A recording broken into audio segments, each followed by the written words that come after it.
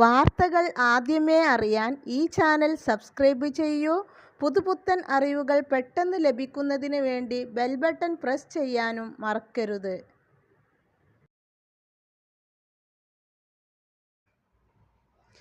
എന്താണ് കാർഷിക ബിൽ? എന്തുകൊണ്ടാണ് കർഷകർ ഇതിനെതിരെ പ്രതികരിക്കുന്നത്? കർഷകർ ദിവസങ്ങളോളം ന്യൂഡൽഹിയിൽ പ്രതിഷേധം നടത്തുകയാണ്. സ്വന്തമായി ഭക്ഷണം ഉണ്ടാക്കിയും കഠിനമായ പ്രയത്നത്തിലൂടെയാണ് അവർ ഈ പ്രതിഷേധം നടത്തുന്നത്.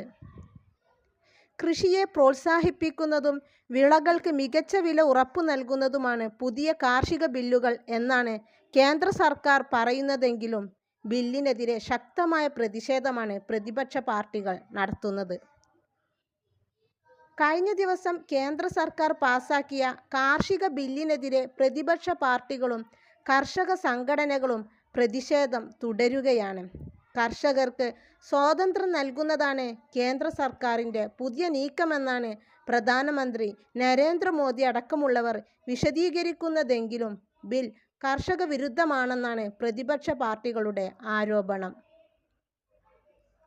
എന്താണ് വിവാദമായ കാർഷിക ബിൽ?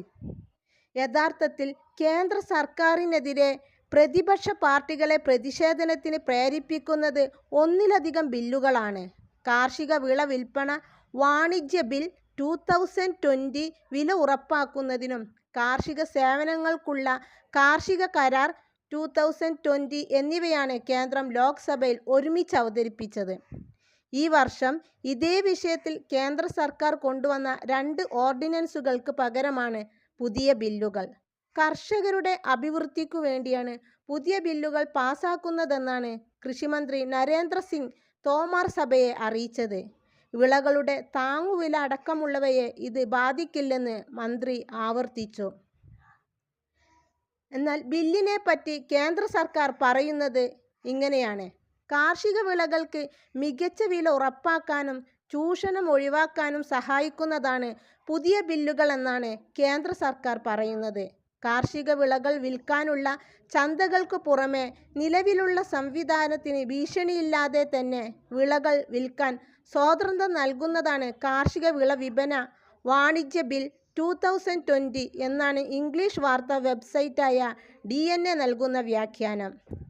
രണ്ടാമത്തെ ബിൽ കർഷകർക്ക് വിളകൾ വാങ്ങുന്ന സ്ഥാപനങ്ങളുമായി കരാറിൽ ഏർപ്പെടാൻ സ്വാതന്ത്ര്യം നൽകുന്നതാണ്. ഉൽപ്പാദനം മെച്ചപ്പെടുത്താൻ കൂടുതൽ മാർഗങ്ങൾ സ്വീകരിക്കാനോ വിളകൾക്ക് മികച്ച വില ലഭിക്കാനായി വിലപേശാനോ ശേഷിയില്ലാതെ 86% വരുന്ന ചെറുകിട കർഷകരെ സഹായിക്കുന്നതാണ് പുതിയ ബിൽ എന്നാണ് കേന്ദ്ര സർക്കാർ പറയുന്നത്. എന്തുകൊണ്ടാണ് കാർഷിക ബില്ലുകൾക്കെതിരെ കർഷകർ പ്രതിഷേധം നടത്തുന്നത്? കർഷകർ ഉൽപ്പാദിപ്പിക്കുന്ന വിളകൾ ഫുഡ് കോർപ്പറേഷൻ ഓഫ് ഇന്ത്യ സംഭരിക്കുകയും അവ പൊതുവിതരണ സംവിധാനം വഴി വിതരണം ചെയ്യുകയുമായിരുന്നു ഇതുവരെയുണ്ടായിരുന്ന രീതി. എന്നാൽ പുതിയ ബില്ലുകളുടെ വരവോടെ ഈ സംവിധാനം അവസാനിക്കുമെന്നാണ് ഉയരുന്ന ആരോപണം.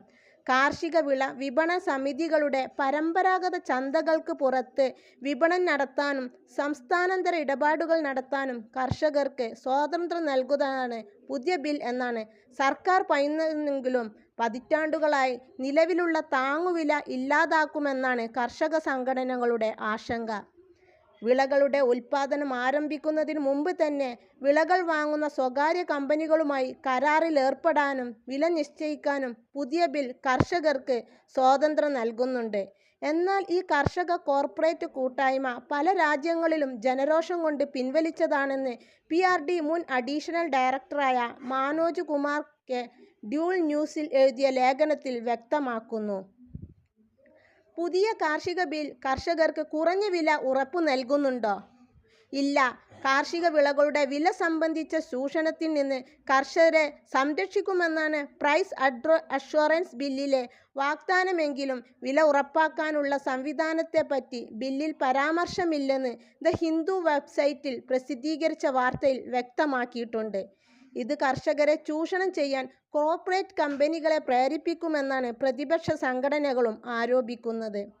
രാജ്യത്ത് കോഴി വളർത്തൽ, കരിമ്പു കൃഷി തുടങ്ങിയ മേഖലകളിൽ ഇതിനോടകം തന്നെ കോൺട്രാക്ട് ഫാമിംഗ് രീതി നിലവിലുണ്ടെങ്കിലും അസംഘടിത മേഖലയിലെ കർഷകർക്ക് സ്വകാര്യ കമ്പനികളുമായി നിയമയുദ്ധം നടത്താനുള്ള ശേഷി ഉണ്ടാകില്ലെന്നും ലേഖനത്തിൽ വ്യക്തമാക്കി പറയുന്നു.